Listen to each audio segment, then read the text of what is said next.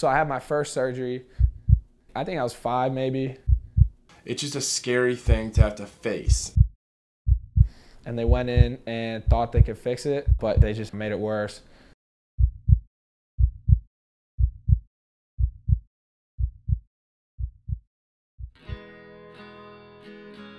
My childhood was pretty much just full of playing on the Little Tykes basketball hoop in my basement. Those are the best memories. I would put like a Michael Jordan video on the TV, and any move he would make, I would try to copy it on the 5-foot hoop or the 6-foot hoop. I do remember when I moved up to the 6-foot hoop, it was a big day for me. Non-stop.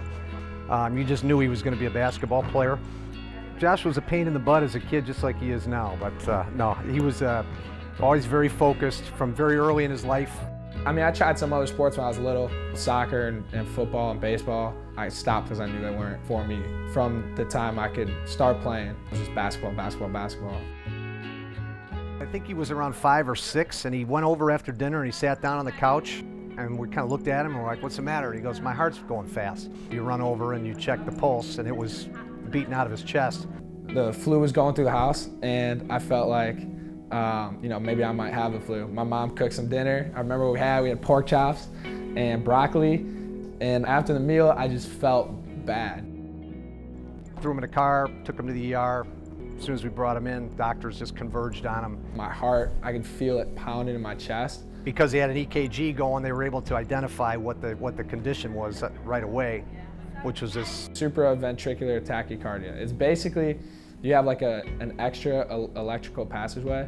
I had the first ablation, and they went in and thought they could fix it, thought they did fix it, but they just made it worse.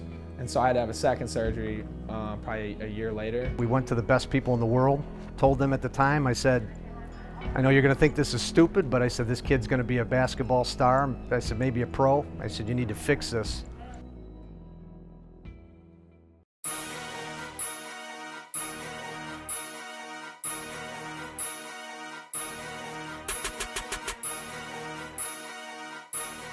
After my sophomore season, we had the state three-point contest. Yeah, baby, come on. Let's go, John. Come on. My older brother Brandon, he saw a video on ESPN of Nick Stauskas doing a drill where you have 2 basketballs, 1 rebounder, and 5 minutes. And you got to shoot and make as many threes as you can. We looked up what the actual record was. It was like 132. My brother told me, "Hey, let's try it this thing." 133, 134, 135. He had set this world record, and I had asked him just in passing, I said, "Have you gotten any contacts from anybody?" Because he had been interviewed by a bunch of people, a bunch of the news stations, and he had this email from the Spanish Professional League. So got on the phone with him, and we just said, "Let's try it."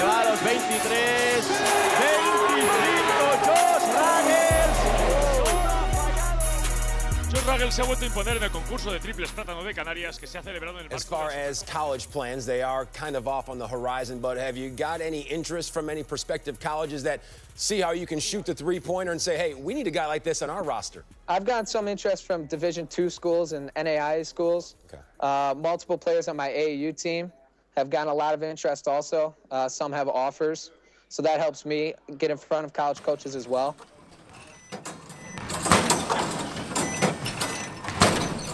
I had 5 scholarship offers my senior year that I got. Grace College was the first school to offer me, and I loved their coaches. They were awesome. I loved the campus.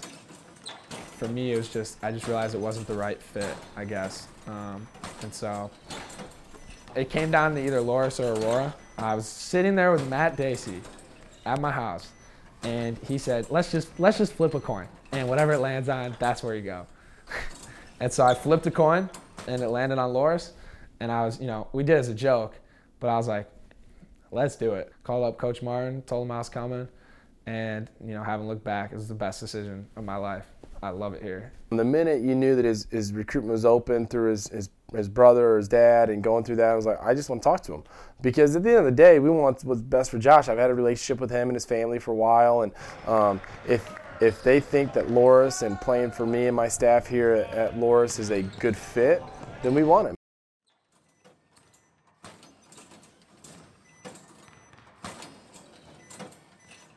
get a few weeks into the season, we're doing workouts. So I'd blare Taylor Swift, and I'd just run around the locker room, you know, hitting the walls, going crazy, trying to get everybody awake. And so I'm doing this one of the mornings, and I'm like, I'm dizzy right now. You know, you better wake up, Josh. We got to lift. I walk to the locker room, and as I'm walking there, again, everything just goes black.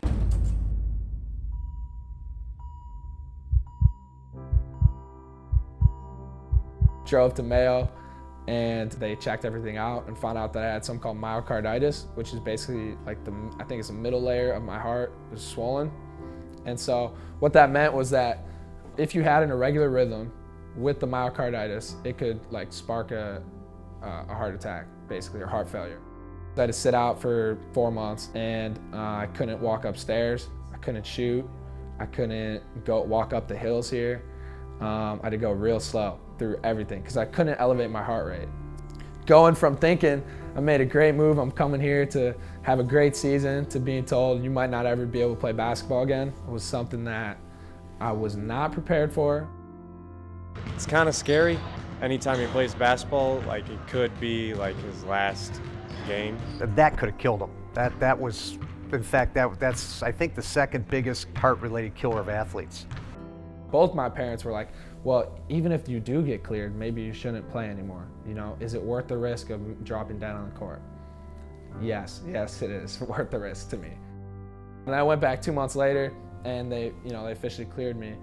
They actually told me, they said there's 3 different outcomes. One is that it'll keep swelling up and you have to get a transplant. The second is that it'll go back to normal, but there will be scarring, which basically means that part of your heart will be dead. And if that's the case, then you'll just have an increased risk of dropping dead on the court. And then the third was that it'll go back to normal and there will be no lasting effects. So I'm lucky, I got the second. So I have scarring, part of my heart's dead, but it's fine. I mean, it's way better than the third option. Michael Jordan. Okay, good. Michael Jackson. I had to get what kind of basketball player are you? What do you mean, what kind of basketball player? I don't know if you can have a short introductory paragraph into Josh. He's a very complex person. He's hardworking and he's lighthearted. Focused and caring. He never misses a day of workouts. He works like Michael Jordan works at basketball. I mean, there's people like that just put in 25 to 50% more effort than anybody else, and it's effort that's focused effort.